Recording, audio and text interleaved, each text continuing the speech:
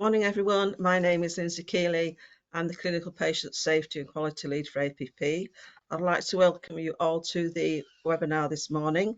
Before I introduce our speaker in the session this morning, I want to take you through some instructions and also some information regarding APP's up and coming conferences and educational days. So as you can see here on the platform, on the right hand side there's handouts, but this morning there won't be any handouts. So you basically need to look on the left-hand side, which says how you're going to ask questions. So please obviously listen to the presentation, but please put some questions in there that we can ask our speaker at the end of the presentation. So as you know, APP has got its regional conference, which is back in Coventry again this year. We've got lots of speakers, and also we've got some regional events, which we've got one in Aberdeen on the 17th of May. There's June, which is Ashford, July Wrexham, September is Nottingham. So as you can see, there's quite a lot of up and coming events are all around the UK for people to attend. And if you need to request or look at any of the information or speak to anybody, you can also email events. So this is the annual conference, which was really well attended last year. And all our exhibitors really enjoyed the experience of being able to network with professionals during the 2 days that we were there. So please, if you haven't already, please attend, because it is really, really full of lots of educational advice that you can take back to your organisations and to help you with your practice. And it's also a good opportunity to network with like-minded professionals like yourself from different areas of the country, and also the speakers and the exhibitors. So when's the next live webinar? So this is the next one on decontamination, which is in June.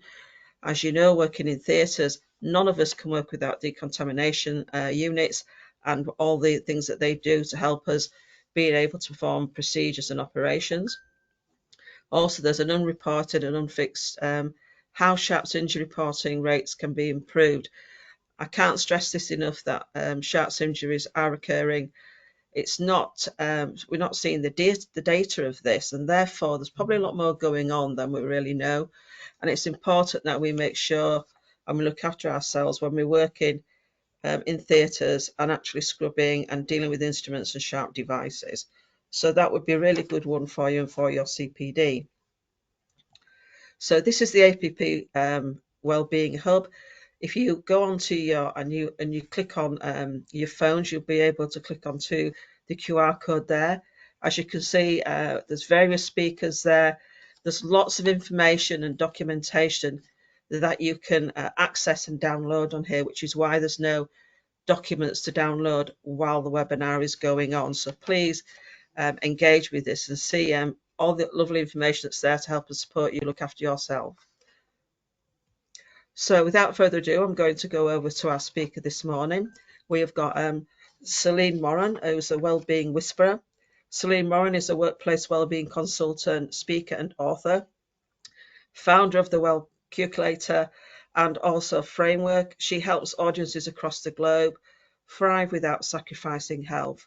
With expertise in epigenetics, gut health and embodiment, she blends science with joie de vivre, and born in South Africa with French Champagne heritage, she now lives in the UK.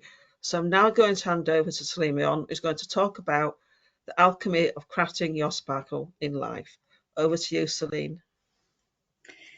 Thank you, Lindsay, so much. And I do want to say that I have attended 2 of the conferences, so some of you may recognize me because I've spoken.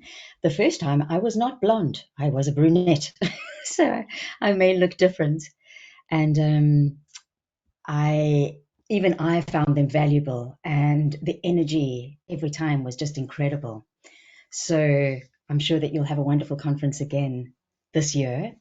Perhaps I just want to check, and Lindsay, can you just confirm that you can see the slide before I just launch into speaking? No, we can't, Celine. Can't see them yet, no. Okay, that's interesting because on my side I can. Let me, how interesting.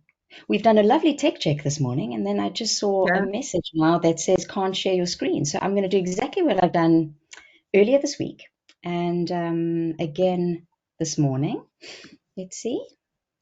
Do you want me to get the pop-up again, Celine?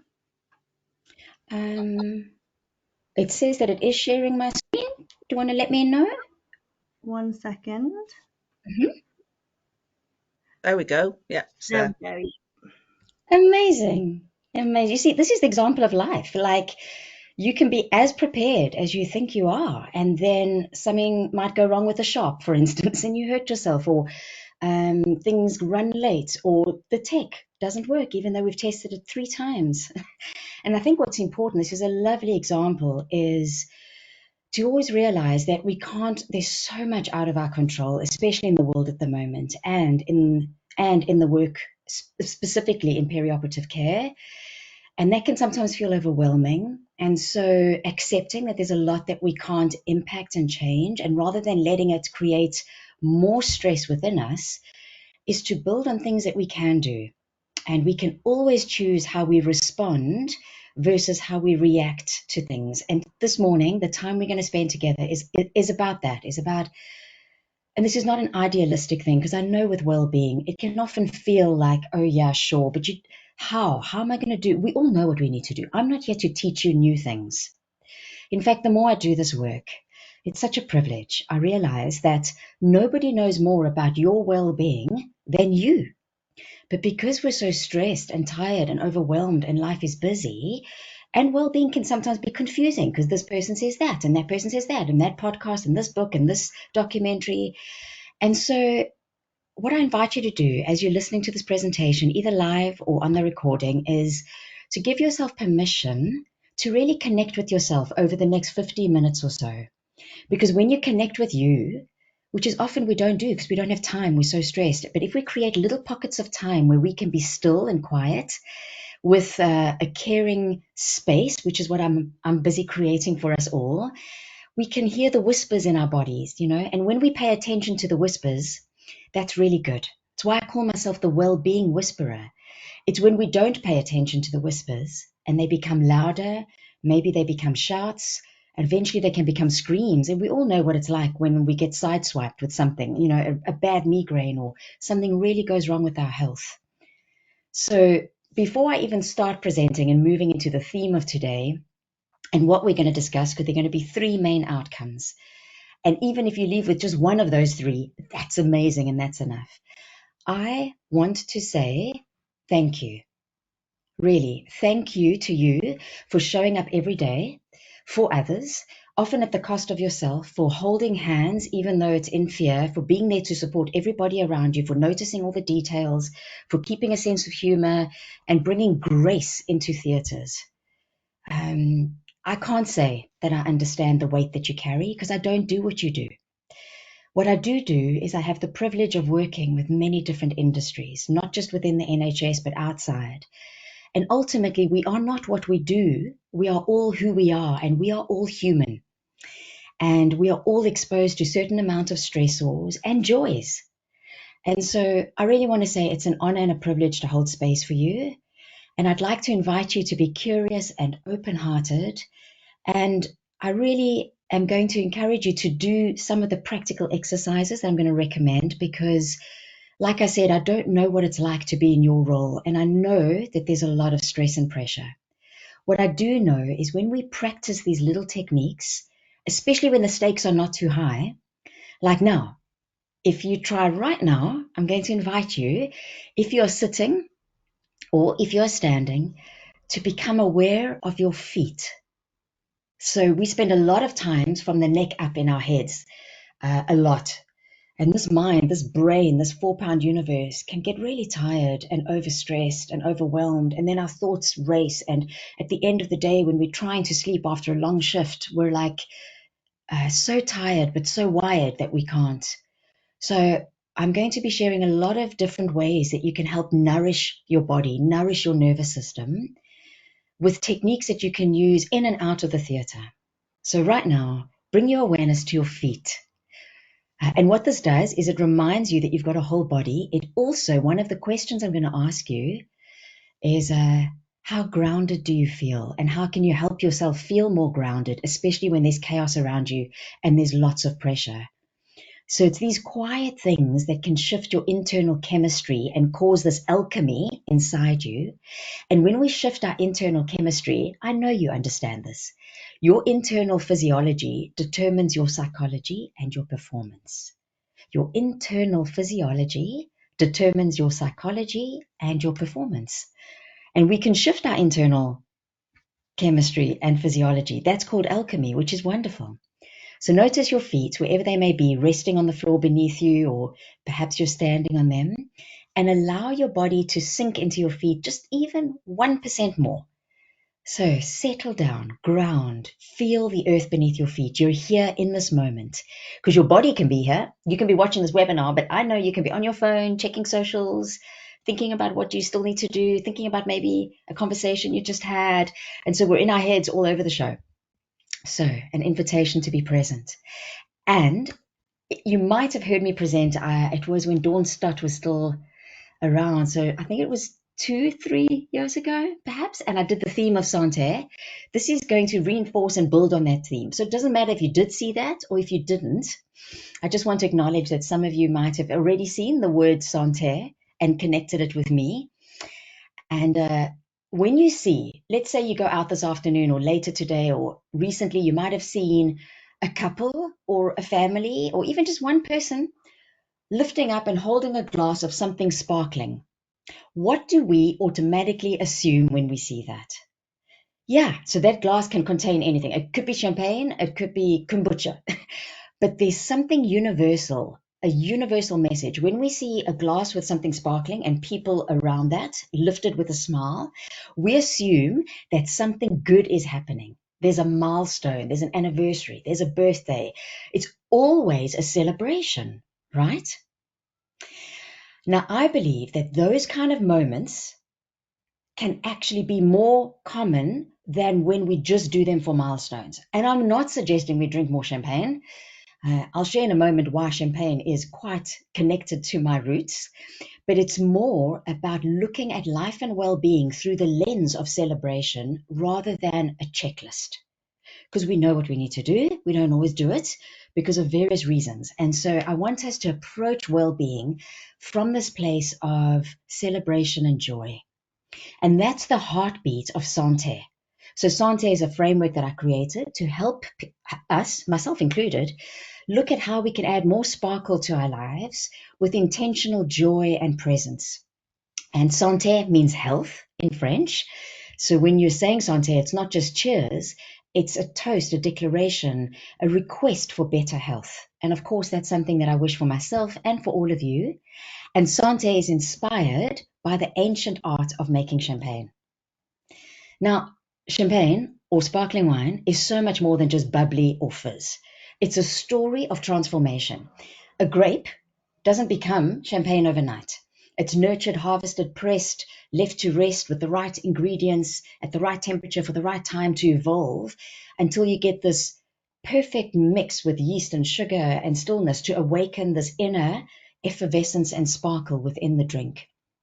And so because I was surrounded by champagne from such a young age, I'll explain why in a moment, I asked myself,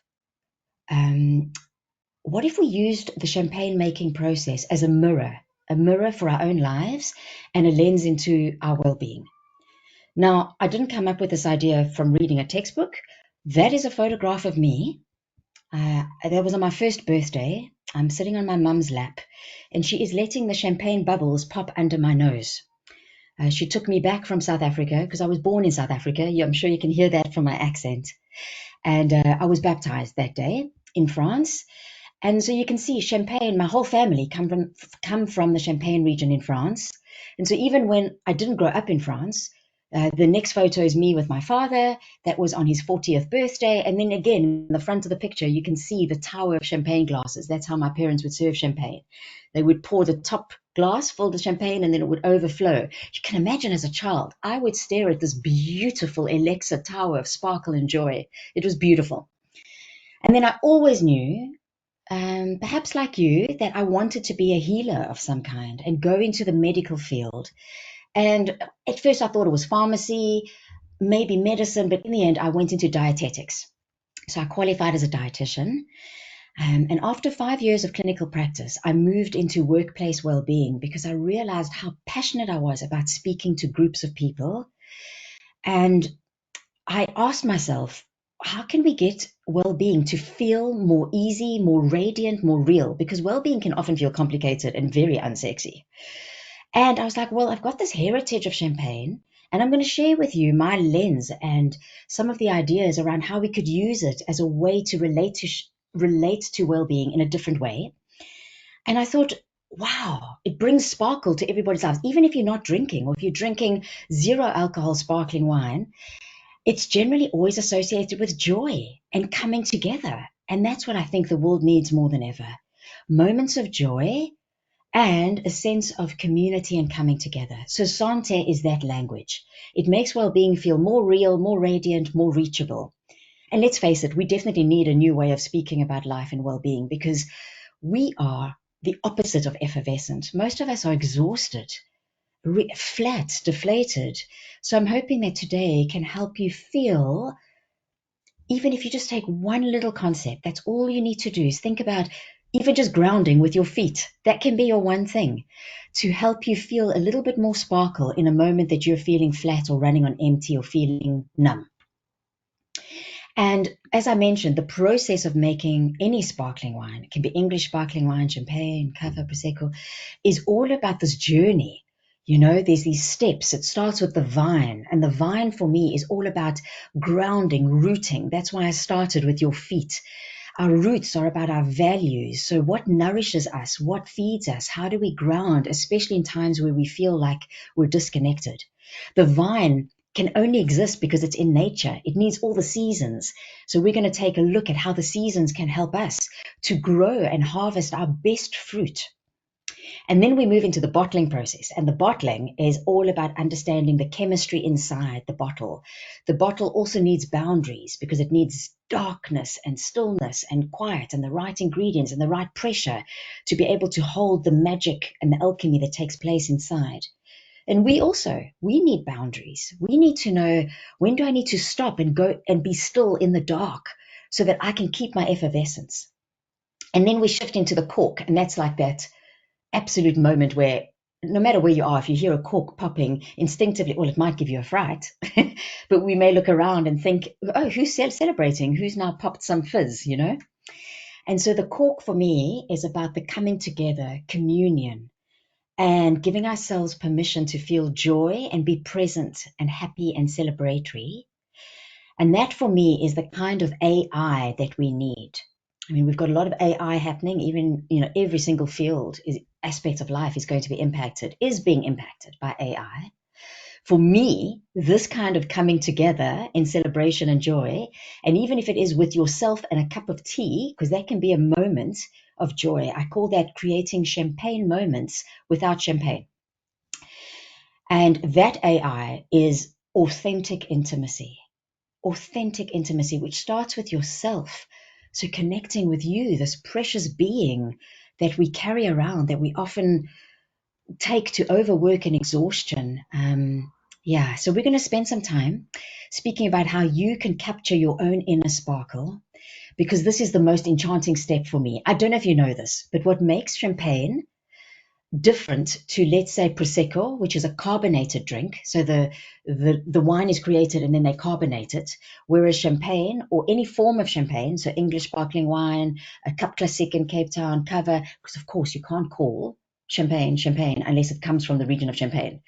But we are making excellent champagnes, English sparkling wines in England, really good. And for me, the most enchanting step is this one. It's called La Prise de Mousse, capturing of the sparkle. It's when we add in a very particular amount of sugar and yeast into the bottle. And then this is the secret ingredient. The bottle has to be put to rest in the dark. And then, and only then, can you have this alchemy of this effervescence that is created, which is what makes the drink that brings us joy, and this universal elixir of joy. And that, for me, is what well-being is about, is how do we take accountability and curiosity around how we can maintain our inner effervescence. And not all the time, because it's hard to do this all the time. We're not meant to, 80% of the time. Imagine you could be your own CEO, Chief Effervescent Officer, more often, 80% of the time. If you could help create your own inner sparkle and then maybe even overflow like that tower when as a little girl I would watch, not just a little girl, even now. We've got a family reunion. It's been about 8 years and we've got one at the end of the month. And there will be a tower of glasses and it's going to bring me as much joy as it did the first time I saw it. And we can overflow, be that top class potentially, and help those around you at work, at home. And when you're not and you're feeling a bit flat and you're at the bottom, maybe somebody else on the team is able to be a bit sparkly. And then we know that positivity is contagious, right? Yeah. So another practical exercise, because for me, well-being is about being a certain way. You can have all the theory in your head, you can read all the books, listen to all the podcasts, but if you don't do it, you're not going to be it, right? So you've made the time, the investment to be here, which is wonderful. So perhaps try this technique. So we've tried bringing our awareness to our feet. What if you brought your awareness to your breath? Because we breathe automatically. Thank goodness for that. That's controlled by the autonomic nervous system. But when we're stressed and tired, our breath is one of the first places that can tell us that we're feeling stressed and tired. So bring your awareness to your breath, and sometimes just by noticing your inhale and your exhale can actually help you to maybe take a little bit more air in. So when you next inhale, what would it be like if you took in a little bit more oxygen? Because stress causes us to contract around our shoulders and our neck and our jaw. And then we don't take the full lung capacity. And when we breathe fully into the lungs, like babies breathe, you can see their belly go up and down. The diaphragm muscle moves up and down like this, and it massages your gut, which is very good because it helps the gut relax. And we know now there's a connection between the gut and the brain. So deep breathing, every time you take one deep breath, like now, if you like to, on your next inhale, breathe deeply down, down, down into your belly. So your diaphragm pushes down. And then as you exhale, make a noise, let it sigh. Because that activates the parasympathetic nervous system, which we know helps the body relax. And wow, I just feel a little bit lightheaded from doing that 2 times. So that's a good sign. If you're really tired, if you take too many deep breaths, you can get really lightheaded. So you want to manage what's happening. Remember, you're always in charge of you. Listen to the whispers in your body. But your breath is for free. It's free. You don't need to pay for it. You don't need to subscribe to it. We just need to remember to use it. It gives us breathing space. We even say that. Gosh, I need breathing space. I'm feeling constricted. So no matter where you are, you can be in the theater. You can be transitioning between rotas and shifts. You could be having a difficult conversation with your partner or dealing with a child who's crying or whatever it might be. You can't change what's happening around you. What you can do is take a deep breath. And when you take a deep breath, it gives you margin. It can give you options. We know that when you take a deep breath, you can choose to respond rather than react. And that's exactly why well-being is important. I love this proverb that says a healthy person has 1,000 wishes, a sick person has just one. Now, we've all been there, right, where we felt sick. You've seen, this is the work that you do when individuals potentially have something really serious and then they don't have options. And all we can think about is being better. Being better, that's the one thing. So today, this morning already, is about sharing and inviting you to think about ways that you can increase your wishes, increase your options, increase your margin. Because stress really does make it difficult. And it's not just stress. There's a lot that goes on. I know that there's organizational pressures, there's understaffing and rota gaps. There's huge demand. There's limited recovery time. There's lack of recognition for you. There's an emotional toll in the work that you do, a moral toll, because when you want to give a certain level of care and be excellent and you can't just because of organizational or systemic limitations, that's incredibly difficult. And I know you wouldn't do this work if you weren't a high-achieving perfectionist, potentially. So you care big time. And so it matters to you. And then there's the stress of like long hours and just things being difficult and shift work and and we've only spoken about work within potentially the NHS. Like, we haven't even spoken about your personal lives. And we all as humans have difficulties in our relationships, with our own personal health, with our own mental health. And we care about the people around us, and they have a hard time. So gosh, there's a lot to feel tight and constricted and stressed about. And so that's why we need to practice and work at relaxing. Because the stress response, the fight or flight response, the constriction in our breath, and then what happens after that, the lack of sleep, the hormonal dysregulation, digestion not working, the increase in inflammation, that's always going to happen. That's involuntary. But learning to relax and choosing to maybe bring in joy and moments of sparkle, wow, that doesn't only require practice, that requires passion and persistence. Now, the slide that I just showed before is a picture that I took, and maybe you've seen this if you've ever been able to drive past or visit a vineyard. Have you ever seen that they often put roses at the end of each row of vines? And I wonder if you know why, because it looks very beautiful, right? But gosh, that would be a very expensive exercise if it was just for aesthetics or beauty.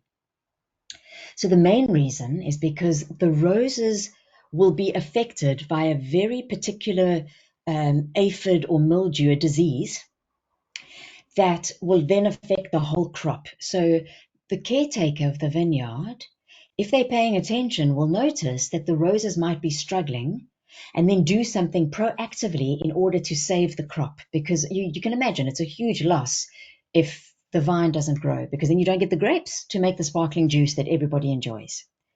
So my question to you is, do you know when your roses are struggling? Do you understand your own red flags in your body when the pressure all gets too much?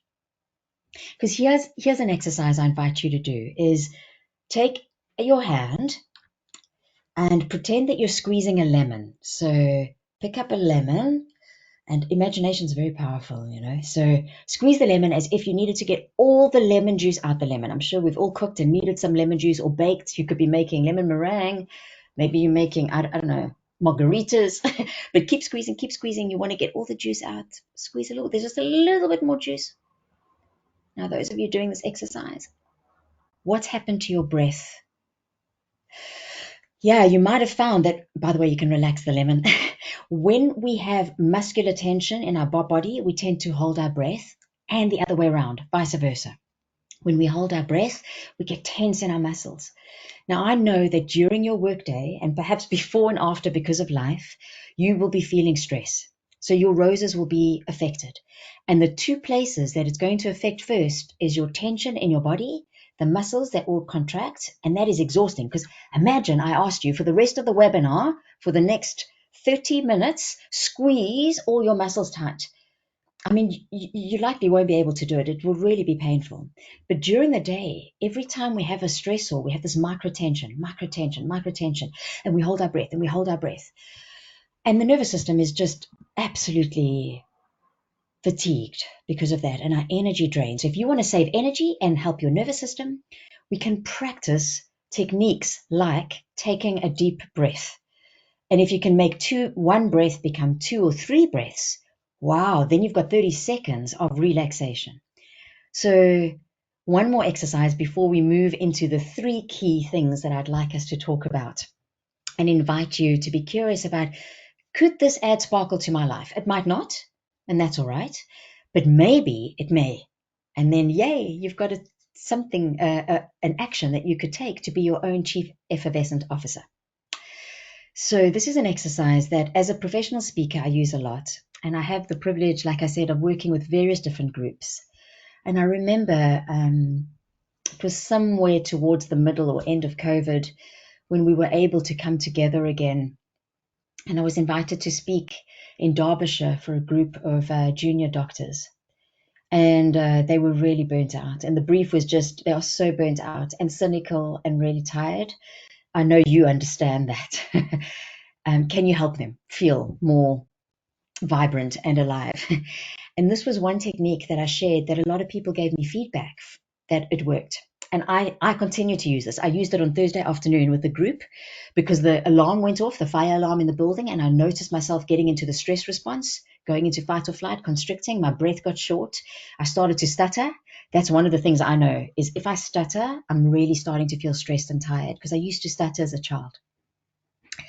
So once again, bring your awareness back to your breath. And as you breathe in on your next inhale, I invite you to imagine strong back. So by strong back, I mean just lift your posture. You don't want to feel like a statue. You just bring your awareness to your spine because when we're stressed, we can often hunch our shoulders, lean forward and contract. And so on your next inhale, strong back. And then as you exhale, soft front, soft front. What do I mean by soft front?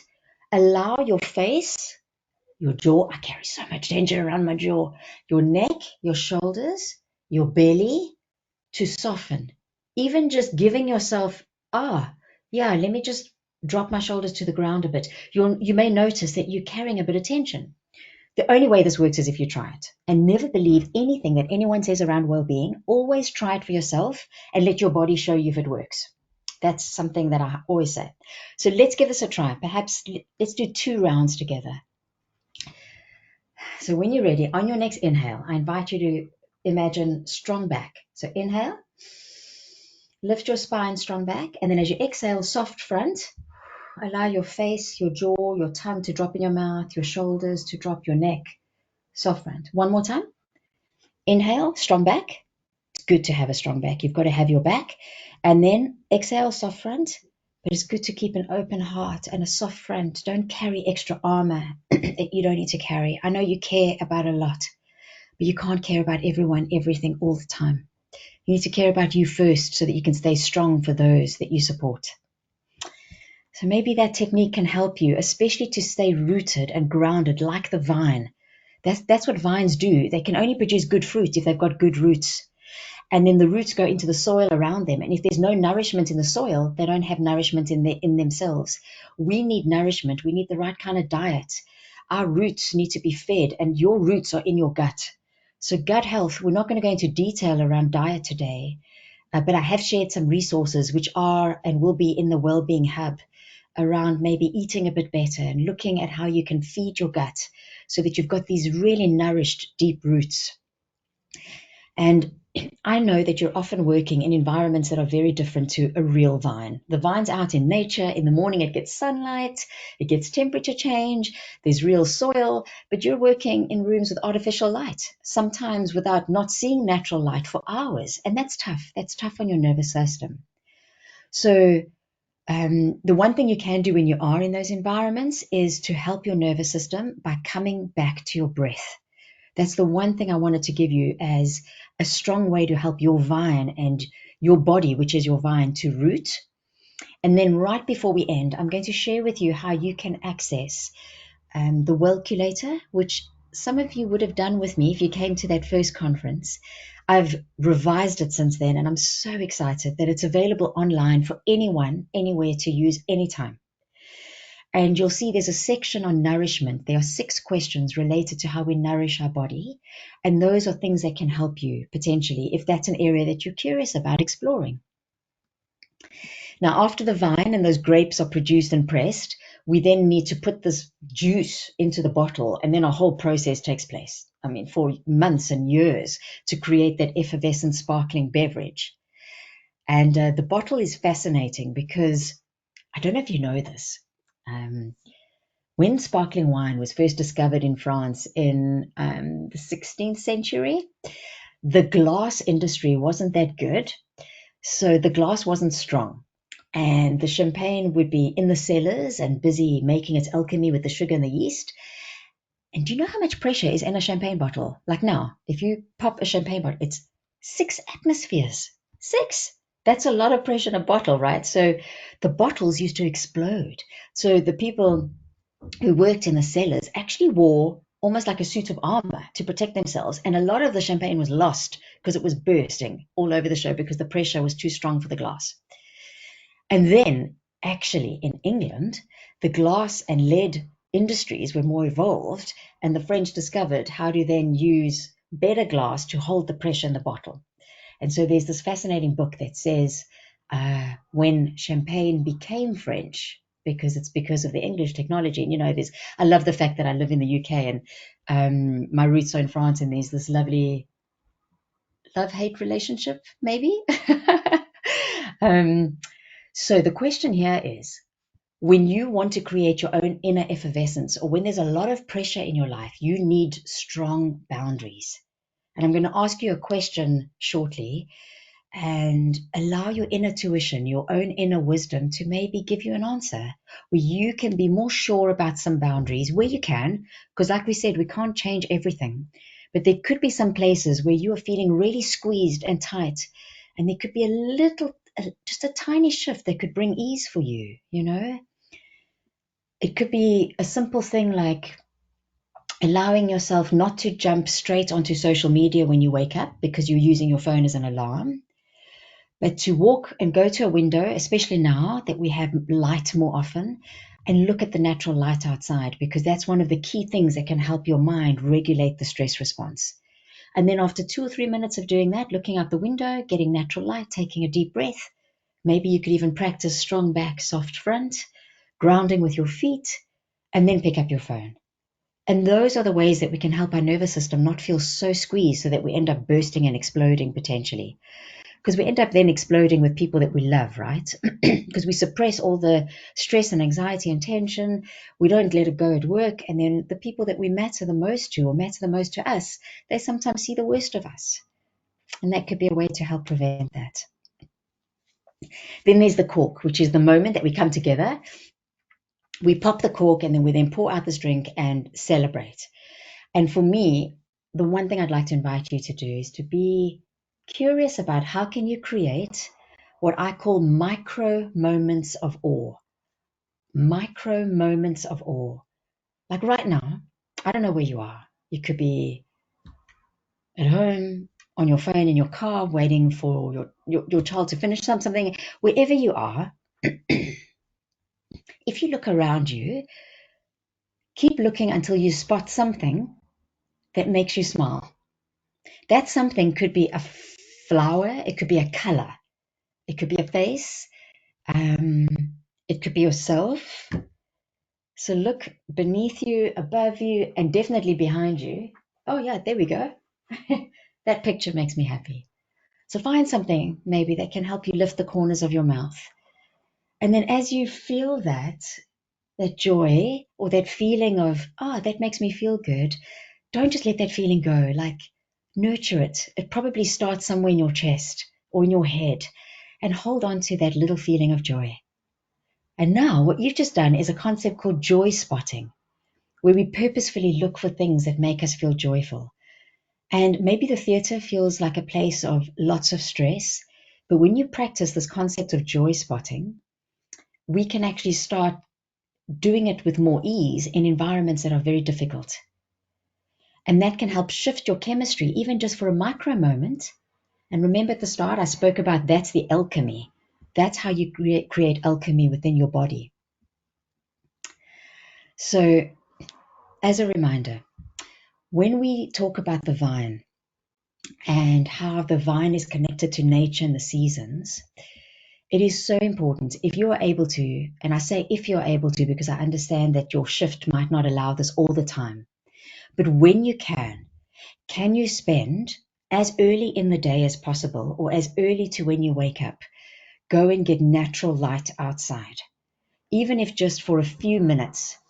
The research shows that we do need between 10 and 20 minutes, ideally, of natural light early in the morning to help regulate the wakefulness response. So when you wake up, if you want to help to regulate the circadian rhythm and reduce the cortisol awakening response and help your nervous system, we should not look at our phones, which a lot of us do. We should look at nature. So if you may not be able to access a garden, like me, I'm currently in an apartment, but this morning when I woke up, before I put on my phone, I just walked across the road to the park. I was there for 8 minutes. It wasn't long, but I was there for 8 minutes, and I was just standing underneath the trees, noticing what I could see. I did a little bit of general bouncing and stretching, because I've noticed as I get closer to 50 that my body doesn't wake up without any like little aches and pains. It's quite a lot. And I just do some gentle movement connect with my breath, and then I can go into my day. So the times that you can do that, that's really helpful. Because as I mentioned with the vine, the seasons are so important. So we need spring, summer, autumn, winter. And if you take the seasons, spring, summer, autumn, winter, and you overlap it onto a day, so it's a framework for a 24-hour day. What I mean by spring is your early morning. So that's when you wake up, either with an alarm or a child or a dog or on your own, and you become conscious that you're awake. But summer starts the moment you start engaging with social media or the news, or you look at your phone and you might see something that will trigger the stress response, because a lot will come in from the outside world that you don't have control over that may make you feel agitated or upset. And then before we know it, we are in work mode. We've got scrubs on. We're then doing our shift. And then there's a lot of things potentially that can make it difficult for us to relax. And just like in winter or in nature, before we have winter, we have the autumn, which the days get slowly shorter, the nights get longer, the leaves start to turn color and they fall. So there's a wind down before we get into winter. We also need a wind down before we want to be in our winter. And winter is when you sleep. So that's when you're in bed, head on the pillow, wanting to get a good night's rest or a good rest whenever you are resting. Now, I've also included a sleep guide, which if you'd like to understand or read more about these seasons and how they could help you with your rest and prepare you for better sleep, please take a look at the resources in the Wellbeing Hub. It's really wonderful that the association has made this available. And I just want to bring to your awareness, how could you possibly, the moment that you wake up and the moment before you go to sleep, those are very important moments. Those are your spring and your autumn, where we can help our nervous systems to relax before bed and also to stay relaxed. Because when you wake up, you are at the most relaxed you're going to be the whole day. And the neuroscience is showing us that it's really helpful to stay in that relaxed state for as long as possible. And one way to do that is to linger in spring, is to maybe go and have a cup of tea and take 5 minutes if you can. I mean, if you're a mom and you've got a 4-year-old and a 10-year-old and you're rushing to get things done, maybe the early morning is not a place that you can think about your well-being. But the half an hour before you go to bed, are you in bed and on your phone? Or could you potentially do something different? Because this takes courage, right? This is an acceptance that our lives are really busy and there's a lot that we have to do that we may not want to do. We may be feeling exhausted. And even though we're feeling exhausted, and it can be easy to just crash on the couch and watch Netflix rather than wind down or do something for our well-being, that permission to look outside and connect with nature, because nature is the most important food group. Many of us are really disconnected from nature. And I'm sure that you have heard about things like forest bathing and grounding, and how when there are doctors, for instance, in the East that prescribe time in forest with trees to help with antidepressant. There are concepts like grounding, being barefoot on grass or sand or in water or going to the sea, that we know can help the nervous system and the body heal. It increases immune response and helps to regulate the electromagnetic field that the body gives off. So these are not woo-woo concepts anymore. You know, the science is catching up and proving that this really does work. But it only works if we give ourselves permission, even though we haven't done everything, because you'll never do everything. There will always be stress and something to do and something that's weighing on your mind and heart. But when you say, even though I haven't done everything, I've done enough for now, for this moment, and I'm going to switch off my phone, because I know that being on my phone right before I go to bed is not good. And I'm going to stop and I'm going to read a book, or I'm going to listen to a piece of music, or I'm going to do a paint by numbers, or I'm going to connect to a loved one, or I'm going to think about what I'm grateful for. Those are very powerful declarations. And what we give meaning to becomes meaningful. What we give meaning to becomes meaningful. So a cup of tea at night or at the end of your day on your own can either be a rushed cup of tea while you're on Facebook and Instagram, or you can say, no, I am important and I don't spend time in stillness. Remember, we're trying to rejuvenate and cultivate our inner effervescence. And I deserve this moment. And I'm going to stop and breathe because I know that that's good for me. And then that becomes something really powerful. It becomes a ritual, actually, a ritual. So I mentioned that the bottles, once the grapes have produced the juice and the wine, they then get mixed with some very special compounds and yeast and just the right amounts of sugar. Sometimes no sugar is added, especially in biodynamic organic winemaking. And there's always, though, darkness and rest. The bottle has to be still for the alchemy to take place. So, are you getting enough stillness so that you can create your inner alchemy? And have you got the right boundaries, the strong enough glass to help contain the pressure that builds up? And so I'm going to invite you again to become aware of your body and your breath. And don't let your brain answer this question. I'd like you to let your gut brain answer this question. So I invite you to take a deep breath in on your next inhale. And if you want to, you can imagine strong back, bring your awareness to your posture, and exhale, soft front. Notice if you can release some pressure. And then on your next inhale, getting some inspiration from your inner wisdom, where in your life do you need a high quality no? So what do you need to maybe stop doing? Ask yourself the question, where do I need to say no? What do I need to stop? And notice if anything comes up. Don't attach to finding an answer, or something may come up and then be curious about that, or something may not. And then on your next inhale, perhaps ask yourself, where do you need to say yes? What do you need to start doing? So take a deep breath in and ask yourself, where do I need to say yes? What do I need to start doing? Yeah, I just got an image of me spending time sitting on grass, and I know that. My body loves being on grass, and I'm so grateful that it's the season now where it's a bit warmer and the light's on for longer, and I'm going to spend a little bit more time spending time on grass. And now, as we come towards the end of our presentation together, because we're going to wrap up soon, but this is not the end of the journey, because I'm always around. You'll have my contact details in any of the attachments if you go and look at them in the Wellbeing Hub.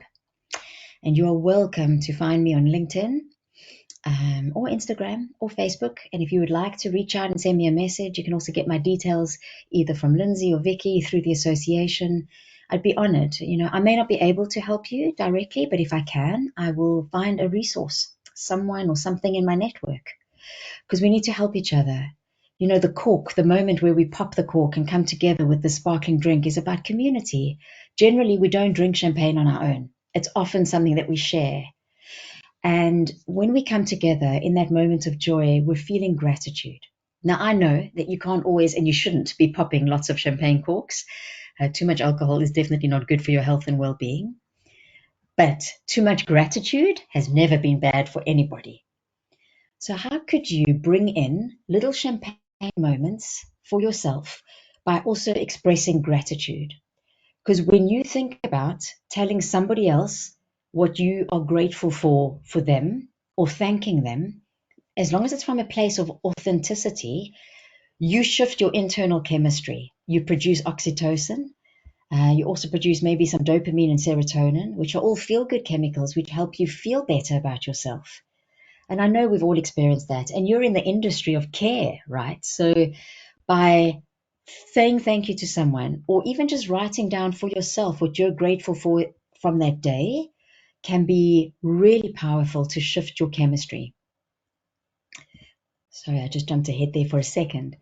So won't you take a moment? I'm going to encourage you, as you take another deep breath in, and bring your awareness to your feet. Notice the ground beneath you. Notice your chest rising as you inhale and your back going straight. What are you most grateful for in this moment? Let's create a champagne moment together. What are you most grateful for in this moment? Sometimes, some people find it helps if they place their hand on their heart, so just above your chest, or maybe allow the corners of your mouth to lift up as if you were going to smile, especially if you don't feel like smiling and you're just feeling really tired and like the whole world is weighing on you. That can help to shift your chemistry. And ask yourself, what am I grateful for? What do I care about? What do I love? Who do I love? What am I joyful for?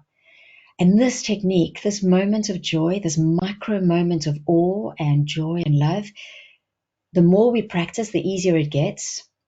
And we can do this anywhere, anytime. But we need to practice it, We do. So we've been through a transformational journey, a bit like the grape, that gets pressed and processed and voila, then we pop a cork and enjoy the drink and say cheers or Sante. So I would like you to think about what is something that you can harvest from the time that you've spent listening. And thank you. Thank you for your attention. I really appreciate it. It's one of the greatest gifts you could ever give. What fruit will you harvest from today? And what do I mean by that? What I mean is there an action that you will take? So is there something that you feel, sure, I'm curious about that? Could be taking a deep breath, could be grounding and noticing your feet, could be reading up about gut health, could be going into the Wellbeing Hub, could be thinking about how to root and ground yourself through your breath, could be about spending more time in darkness and stillness, could be about thinking about your boundaries and where you're saying yes and no, could be about understanding more about joy spotting and cultivating gratitude. There's a lot. And I don't want you can't leave with the whole harvest. It's far too much. I want you to leave with one thing. And then I said there, how will you make it obvious and easy? Because that's the important thing. Because we've got a very busy life. We've got this huge puzzle of life with many moving pieces. And if you want to bring something in, like taking a deep breath in the morning, spending 5 minutes with a cup of tea, switching off your phone at night, learning about breathing techniques, understanding more about how to feed your gut, it needs to have a place to fit into your puzzle. Otherwise, that piece is just never going to be there. So it's important to think about where and when I'll do things. Like, here's an example. I know that I need certain vitamins. I need magnesium, otherwise my muscles go into a very bad cramp. And I need an activated B vitamin. Otherwise, a process of methylation doesn't take place in my body, and I can start feeling really bad. Emotionally, mentally, I can tend towards depression, and I feel very sluggish. So I need those two vitamins. And even though they're in my kitchen, do you think I take them every day? No. But what do I do every day? I always make a cup of tea or coffee. Always. So all I did was I moved the vitamins right next to the kettle. So they were right there. So it was super easy and obvious. And that increased. I started taking them, well, almost 100% of the time, every day. So that's what I mean by making it easy and obvious. Sometimes when we want to do something like, I want to be off my phone, but then we leave the phone right next to the bed charging. So the easy and obvious thing to do is to buy a regular alarm clock, which they do exist and you can, and leave your phone charging in the living room or the kitchen. Can you see it like that? And with behavior change, people often say to me, I just don't know how to make habits and make them stick. And it's not because we don't know how, we're not smart, or we don't want to. It's often because we don't set up our environment. And when we set up our environment and we do one thing right, like when I take my vitamins, what happens is that one thing has like a domino effect, because then I have more energy, which means I snack less on sugar in the afternoon, which means I consume less calories, and I also look after my gut health. And let's say you want to drink more water. If you have one glass of water in the morning or a glass of water with your cup of coffee every time, you then also have more energy potentially. Then you don't have an afternoon headache. So that one thing can have a domino effect, which is quite beautiful. So as we come to a close, I did mention at the start that if you wanted to, you could access the Wellculator, which is a revised version of the assessment that I've been through before, if you did attend the conference that I spoke at. And the Wellculator is available online, and it looks at these 4 areas. You can also get the link to it if you'd like to from Vicky or from the association. But that's if you'd really like to measure your well-being and go a bit deeper, or be able to access some tips on how you can change. For now, though, for the very last time, we're going to look at questions for a few minutes. I would like you to bring your awareness for the last time back to your breath, and take a deep breath in, really nourishing and feeding and grounding. And think about, where can I take more deep breaths? And where is the one thing that I can do and make it easy and obvious to make sure that I create more joy and honor my boundaries? So thank you so much. I think I'm going to stop sharing, and let's see if there are any questions. Thank you, Salon, for your excellent and insightful presentation on well-being, and sort of like encourages us to connect with our inner sparkle, which we often don't. Obviously, working in theatres, it's really difficult for people when they're under pressure and times and things are going off and they're stressful. And I was just thinking about this moment, you're talking about breathing in and connecting. As part of the work that we do in operating theatres, we do briefs and debriefs. And a debrief at the end of the surgery and the list is about not just saying what went wrong, but what went well. Would that be a perfect time for taking that deep breath? And I'm just Perfect, trying to think, because yes, trying to yeah, put especially myself in because the operating theatre and think during the yes, day, where can I do this? Yeah. Um, wonderful example. yeah. And then the other thing is, when you're working in the operating theatre, I always find that I'm at my least stress if I have my tools around me. So if I make sure that I'm prepared as much as I can be, because things do happen that are out of your control, I know that the surgeon knows that everything's there and he's not stressed out on the ceiling. And the practitioners that are working within the environment know that everybody knows they've got what they need, depending on what their role is. So I don't have to have my toolbox open, but I have it there and the tools are in there. So all I do is get me this, pass me this, everything else. And I know the case is going to be difficult or stressful, or particular surgeon you're working with sometimes could be difficult or stressed. But that's the time when I can think, right, the worst thing that could possibly happen here, I've got everything I can conceivably have as far as I am able. And therefore, I bring myself back down and I just relax and I don't worry because I just take it as it happens. The other thing is people could actually, when they're in that situation, or the scrub practitioners when they're stood at the table, and there's times when, they won't be passing things and the surgeons will be working. That could be a time when they Yes. take a deep breath, and think about it. And we often don't think of ourselves like that. So there is times, but we don't think sometimes. So we do have one question, and it's actually from somebody who's not obviously listened to your presentations before, and they found it very insightful, and they love the analogy towards the champagne. And she's put, obviously, how can we access more of your wellbeing work, because she's not an APP member. And I know you've mentioned some things, but is there any other things that you could suggest?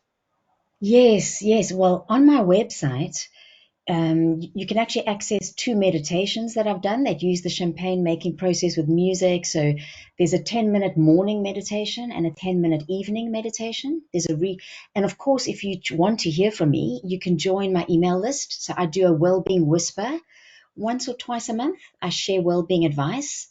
And if you do the Wellculator online, you will automatically get 7 emails from me, so one a day for a week. And I end with a beautiful PDF that I put together with lots of tips on how you can make this happen and practical. So the Brilliant. Wellculator online, and everything's on my website. So Yeah. yeah. I mean, I follow you on Facebook, and I often see you in various places, like walking on a beach and things like that. And I always find, from my perspective, I don't live far from the coast, about an hour away, but my peaceful moment is sitting on a cliff top and looking out to sea, or like you said, connecting with the ground, so barefoot on a beach, just paddling in the water or something like that. And often we don't get time for doing that in our jobs. And within theatres, a lot of theatres don't have natural light. They don't have areas that are not just coffee rooms. Some of the coffee rooms don't have windows, some do. And Yeah. I have been to some where they have rooms that they actually could use that are within the theatre, but it's almost like it's a well-being area, but nobody ever goes into it. And I think, well, Yeah. you need to encourage people to go into these areas. Or some hospitals have balconies that obviously have the wall raised enough so nobody can see from the outside, but obviously there's natural light and you can sit on that and the sun will come in, and you probably naturally get some vitamin D, because that's one of the biggest issues with people that work indoors: lack of vitamin D, because they're not getting the sun. Yeah. And most people will be encouraged to say, you're vitamin D deficient. And, well, yeah, you are, because I work inside all day. Unless you're going out, rigorously, or if you, like the early evenings now, it's sunny. Unless you Mm. go out, you're not going to be able, to access things like that. And then I was thinking of celebrating and laughter. And I found that in a lot of theatres, one particular practitioner, when they were doing the brief, he would ask people when they came on in the morning to write on a sticky note what was bothering them, Mm. so they could connect, that everybody had, like, how are you this morning, or connecting with the people that you're going to be working with and thinking, well, actually, that person needs some support. And we don't often have time to do that. We don't often ask questions like that. And one of the worst things that can happen is somebody coming in with the face down and really, depressed and upset, because it affects the whole mood of the theatre, and everybody starts feeling like that then. Like, if everybody feels stressed, so smiling and laughter is very infectious. Very. And you Very. talked about the AFPP York conference, and I was there. And for the first time, because I've been a member for years and I've worked my way up within the organisation and as a volunteer, and I actually decided, right, it was a sort of 70s, I would say, dance at the end of it, that with ball that we could go to. And I thought, right, I'm just going to go. I don't care how really ridiculous I look or anything else. So I got this really bright, bizarre 70s outfit, and I went out. And the person that also I was meeting, they dressed themselves up and they got a wig on and white trousers and stuff and a gold medallion. And the moment I saw them, I started laughing. I couldn't stop laughing. So all night I was laughing. And then we were sat at the table and there was APP HQ staff there and that. Every time I looked at this person, I couldn't stop laughing. And everybody else around the table started laughing because I was laughing and we just couldn't stop laughing. I was exhausted. We're laughing, and I think and then I just felt great after it, Mm. for being Mm. able to do that, because you don't laugh Mm. enough, do you? We're all Mm. so much doing this. We don't have time really to do that. And I Yeah. think listening to what you're saying is sort of trying to bring us back and start being a bit more selfish and thinking about ourselves and how we can connect, and think about things like that. And I remember, as a child, which I'll share with you, which is, as a child, I was watching a lot of Disney movies and things, and I connected with Aladdin and the magic lamp. And I was going into town with my mum. And my mum recently passed away this year, and then she sent me this. She gave me this Aladdin's lamp at Christmas, just as a little present. And she wrote a little note on it about this little girl going into town with her and looking at this shop that had lights and a lamp. And she asked this little girl, which was me, what would you like for Christmas? And I said Aladdin's lamp. And she said, why is that?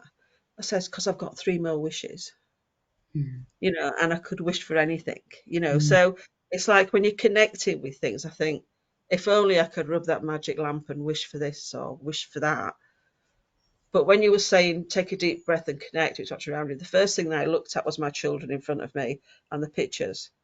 So that's what I'm grateful for, my children. And everybody that's listening, will be able to do that and connect with things.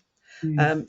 There is no more questions, but I would really like to thank you for your presentation today and for actually making us look at ourselves, because all of us that are working in the Paris environment need it, Mm. and we don't often think about those moments when we can do things, or being able to just be grateful for things, or take that deep breath, because things are getting stressed and out of control. So obviously we'll encourage everybody to go to the Wellbeing Hub. If there's anything else that you want to share with us or you want to pass on to members, we can do that. We're very grateful for that. So thank you Oh, very much for this thank morning and you. connecting with us. And thank you for all of you that are listening. And And I hope Sante, you everyone, to your have health. Thank you. Thank you.